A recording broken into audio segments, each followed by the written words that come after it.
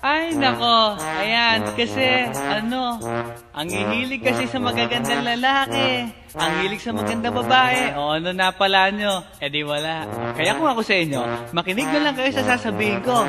Humanap ka ng pangit at ibigin mong tunay. Yan ang dapat mong gawin. Kaya makinig ka sa akin and it goes a little something like this.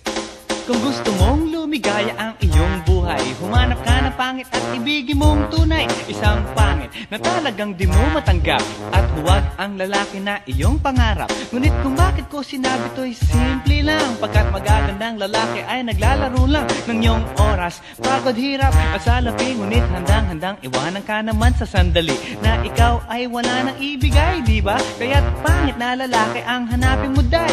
Kung hindi, sige ka, puso mo'y mabibiyak. Mawalay man ang pangit, hindi ka iiyak.